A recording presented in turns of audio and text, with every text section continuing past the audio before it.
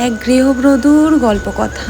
Hello everyone, আমি প্রিয়াঙ্কা আবার চলে আসলাম তোমাদের সামনে ছোট্ট একটা মিনি ব্লগ নিয়ে। সকালবেলা ঘুম থেকে উঠে একদম এনার্জি নিয়ে কাজ স্টার্ট করে দিয়েছি। কেন বলো তো, যেহেতু একার হাতে আজকে সমস্ত কিছুটাই করতে হবে, তার মধ্যে তো রিহু রয়েইছে। আজকের মাম্মাম চলে গেছে স্কুল, তোমাদের দাদাভাই বেরোবে, এখনও পর্যন্ত ঘরে রয়েছে। ততক্ষণ আমি ভাবলাম যে একটু ঘরের যে বাসি কাজকর্মগুলো আছে সেগুলোকে সেরে নিই। কাজকর্মগুলো সুন্দরভাবে সারা হয়ে গেলে কি বলো তো, একদম নিশ্চিন্ত হতে পারি আমি। আর বিছানাপত্র যদি এলোট পালট হয়ে পড়ে থাকে তাহলে তো আরও বেশি বিরক্তিকর লাগে আমার।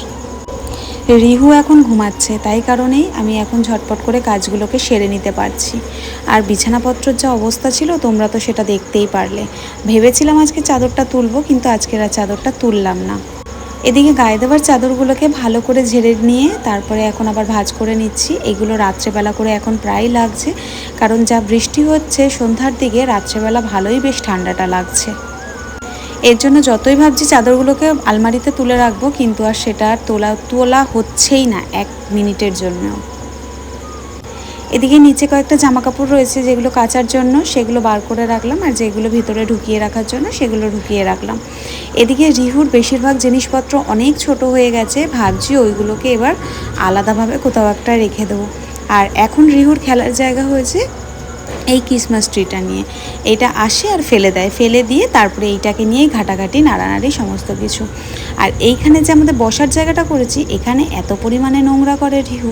সকালবেলা উঠে আমরা যখন চা খাচ্ছিলাম তখন ওকে দুটো মুড়ি দিয়েছিলাম খেতে, তো সেই মুড়িটাকে নিয়ে একদম চারিদিক লণ্ডভণ্ড করেছে, সেইটাকেই এখন আমি ভালো করে ঝাড় দিয়ে নিলাম।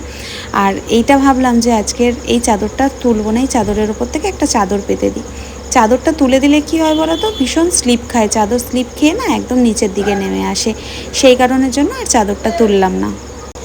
এদিকে মাম্মাম আস্তে আস্তে আমার কিন্তু সমস্ত কাজকর্মই হয়ে যাবে। আর আজকে নিয়ে যাব রিহুকে একটু ডাক্তার দেখাতে, কারণ ওর একটু চেক আপ ছিল। আগে 5 দিন আগে দেখিয়ে নিয়ে এসেছিলাম, তো ওষুধ দিয়েছিল, সেই ওষুধগুলো খাওয়ানোর পরে ডক্টর বলে দিয়েছিল যে 5 দিন পর ওকে যেন একবার নিয়ে একটু চেক আপ করিয়ে নিয়ে আসি। তো সেই জন্যই আরও বেশি তাড়াহুড়ো করে কাজ করছি। সকালবেলা ঘুম থেকে ওঠার পরে এই সমস্ত কাজবাজগুলো করার পরেই আগে কিন্তু ডাক্তারের ওখানে আমি রিহুর নামটা লিখিয়ে দিয়েছিলাম, কারণ চেক আপ যতই করাতে যাই ওখানে গিয়ে আগে নামটা লিখাতে হয়। অনেকগুলো কাঁচা ধোয়াও রয়েছে, সেগুলোকেও এখানে ভিজিয়ে দিচ্ছি, এখন মেশিনে দিয়ে দিচ্ছি। আর রিহুর যে ছোট ছোট জামা কাপড়গুলো আছে ওগুলো ভাবছি কি এবার থেকে হাতেই কেচে নেব। মেশিনে দিলে আমার মনে হয় যেন খুব একটা ভালো করে পরিষ্কার হয় না, আর ডেটল জলে তো দিতে পারি না, সেই জন্যই ভাবলাম যে না, ওরগুলো দেবো না, আমাদের ঘরের যে কটা জামা কাপড় থাকবে সেগুলোকেই আমি মেশিনে শুধু ওয়াশ করতে দেবো। বাদ বাকি রিহুর যে কটা জামা কাপড় থাকবে সেগুলোকে আমি হাতেই কাচবো। এদিকে সকালবেলা মাম্মাম চা করেছিল, সেই চাটা করতে গিয়ে এখানে একদম তো যা তা অবস্থা করে দিয়েছিল, সেখানটাই আগে পরিষ্কার করে নিচ্ছি। বাসনগুলো এখনও পর্যন্ত মাজবো না, পরে মাজবো। আগে ভাবলাম ঘর দুয়ারটা ঝাড় দিয়ে নিয়ে আজকের আর পুছবো না, কারণ আজকের আর সেই সময়টা নেই ঘর দুয়ার পোছার, যদিও বা পুছি রান্নাবান্নার পরে পুছবো। এখন আপাতত বাসি ঘরটা অন্তত আমি ঝাড় দিয়ে নিই। একজন গৃহবধূ সব কিছুই পারে, তাই না বলো? যেরকম মানে এক হাতে সমস্ত ঘরটাকে গুছিয়েও রাখতে পারে, আবার কিন্তু এক হাতে সেই ঘরটাকে লণ্ডভণ্ডও করে দিতে পারে। রিহু যতক্ষণ ঘুমায় ততক্ষণ আমি নিশ্চিন্তে সমস্ত কাজকর্মগুলো সুন্দরভাবে করে নিতে পারি।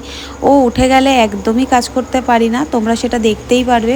একটু বাদেই শাশুড়ি মা ওকে দিয়ে যাবে আমার কাছে, আর তারপরেই ওকে একটু আমি এই যে দিয়ে গেল বলে ওকে একটু লেবু রস করে দিলাম, ও এখন সেটা খাচ্ছে।